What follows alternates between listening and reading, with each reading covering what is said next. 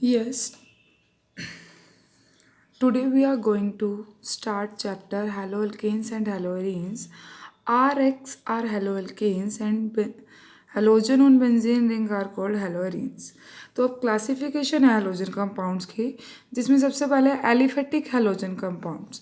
Aliphatic कौन से होते हैं? जो चेन में होते हैं, जैसे अल्केन है, अल्केन RH अल्केन है, अल्केन में से एक हाइड्रोजन के और हेलोजन लग गया, ये क्या बन गया? Hello alkane.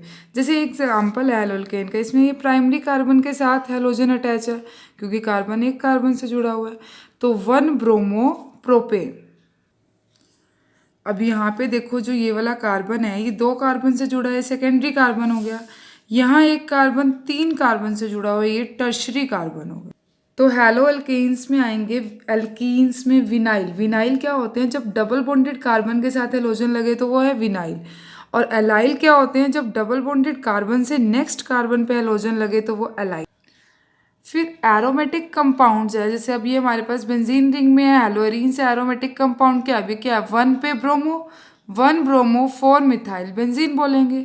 या फिर अगर हम इसको टॉलीन काउंट करेंगे तो ब्रोमो किस पोजीशन पे आ जाएगा? 4th। अब इसकी नेमिंग है, बेंजीन के साथ CH2 benzyl, benzyl chloride. Now classification on the basis of hybridization. यहाँ जब जिसके साथ हेलोजन जुड़ा हुआ है वो सिंगली बॉन्डेड कार्बन के साथ अटैच है, तो हाइब्रिडाइजेशन क्या हो जाएगी? sp3। अलाइलिक में हाइब्रिडाइजेशन sp3 होएगी, बेंजाइलिक में भी हाइब्रिडाइजेशन sp3। फिर इसके बाद विनाइल आ जाएंगे, विनाइल में डबल बॉन्डेड कार्बन के साथ हेलोजन लगा होता है तो वो होते हैं sp2 हाइब्रिडाइज्ड कार्बन। जब ट्रिपल बॉन्ड के साथ है तो sp हो जाएगा हमारे पास। तो now you have to do practice of normal. Now nature of C X bond, जो सी एक्स बॉन्ड होता है उसका नेचर है पोलर। पोलर कोवलेंट बॉन्ड क्यों कहा जाता है? क्योंकि हैलोजन पे की इलेक्ट्रोनेगेटिविटी कार्बन से ज़्यादा होती है, तो पार्शियल पॉजिटिव नेगेटिव चार्ज आएगा, यहाँ पे पोलैरिटी चेंज है, तभी इनको पोलर कोवलेंट बॉन्ड कहा जाता है। But when we move from fluorine to iodine, size increase होता है, बॉन्ड लेंथ इंक्रीज और bond enthalpy decrease, dipole moment भी डिक्रीज हो जाता है। अब यहाँ देखो, dipole moment charge into distance होता है। CH3F का डायपोल मोमेंट CH3I से ज़्यादा क्यों है? क्योंकि फ्लोरीन की इलेक्ट्रोनेगेटिविटी इससे काफ़ी ज़्यादा है। डिस्टेंस बेशक से इसका ज़्यादा है लेकिन इलेक्ट्रोनेगेटिविटी फ्लोरीन की ज़्यादा है। ठीक है। Now preparation of हैलोअल्केन्स।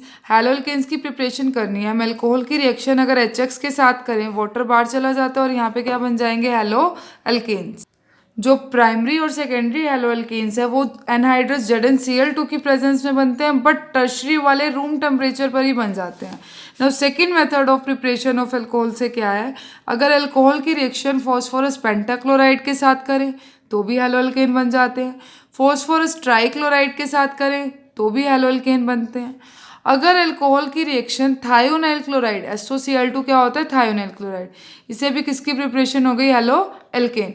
Second method है फ्रॉम हाइड्रोकार्बन। एल्कीन की रिएक्शन HI के साथ की, एक के पास H गया एक के पास I, हेलो एल्केन्स बन गए। बट जब ऐसे कुछ आ जाए कि डबल बॉन्डेड कार्बन के एक साइड एक कार्बन है और एक साइड 2 कार्बन है, देन हाउ कैन वी जज where bromine goes and where hydrogen? तो यहाँ आएगा मार्कोनिकोव और anti Markovnikov addition. Markovnikov addition में तो क्या हो जाता है कि जहाँ ज़्यादा हाइड्रोजन है वहाँ हाइड्रोजन जाएगा और कम हाइड्रोजन पे हेलोजन जाएगा। तो देखो CH है, यहाँ कम हाइड्रोजन है, यहाँ हेलोजन गया। फिर एंटी मार्कोनिकोव एडिशन जो होती है वो पर ऑक्साइड की प्रेजेंस में होती है। अब एंटी आ गया तो रिवर्स हो जाएगा, यहाँ ज़्यादा हाइड्रोजन है वहाँ हेलोजन जाएगा। अब now by addition of halogen to alkenes, alkene में अगर Br2 ऐड करें CCl4 की प्रेजेंस पे तो दोनों जगह Br लग जाता है। उसके बाद एलाइलिक हेलोजिनेशन है। एलाइलिक हेलोजिनेशन में क्या है? हेलोजन के साथ करेंगे, टेम्परेचर चाहिए, डबल बॉन्डेड वाले कार्बन से नेक्स्ट कार्बन पे क्या लगेगा? हेलोजन। फ्री रेडिकल हेलोजिनेशन, जिसको सब्स्टिट्यूशन कहते हैं कि एक हाइड्रोजन हटता जाएगा और वहाँ हेलोजन लगता रहेगा। अब नेमिंग रिएक्शन आ गई। स्वार्ट्ज रिएक्शन में फिक्स है कि CH3Br AgF के साथ करेंगे CH3F और AgB। फिर फिंकलस्टन रिएक्शन है जिसमें हेलोअल्केन की रिएक्शन ही करते हैं सोडियम आयोडाइड के साथ एसीटोन की प्रेजेंस में, तो आयोडो एल्केन बन जाते हैं। ये रिएक्शन और क्लोरीन और ब्रोमीन के साथ हो सकती है लेकिन एसीटोन की प्रेजेंस में। अब हंस जिकर रिएक्शन है जिसमें सिल्वर प्रोपानोएट लेते हैं, CO2 बाहर जाएगा, AgBr बाहर जाएगा और हेलो एल्केन बन जाएंगे। अब प्रिपरेशन है हेलोरीन की। फर्स्ट मेथड है फ्रॉम एरोमेटिक हाइड्रोकार्बन। अगर बेंजीन की रिएक्शन क्लोरीन के साथ कर रहे हैं, यहाँ लेना पड़ता है एनहाइड्रस AlCl3 या एनहाइड्रस FeCl3, क्लोरोबेंजीन बन जाएगा। ऐसे ही ब्रोमीन के साथ करेंगे तो ब्रोमोबेंजीन। फिर फ्रॉम डाइजोनियम सॉल्ट है, यहाँ सैंडमेयर और गटरमैन रिएक्शन आएगी। सैंडमेयर रिएक्शन क्या है? जब बेंजीन डायजोनियम क्लोराइड की रिएक्शन क्यूप्रिक क्लोराइड और HCl के साथ करेंगे क्लोरोबेंजीन। ब्रोमीन में ले लिया तो ब्रोमोबेंजीन। बट यही आयोडोबेंजीन में ये रिएक्शन नहीं ऑक्यूपाई होगी, जब Ki के साथ करेंगे तभी आयोडोबेंजीन बनेगा। और फ्लोरोबेंजीन के लिए भी अलग है, इसमें N2BF4 लेना पड़ता है, तब जाके फ्लोरोबेंजीन बनता है।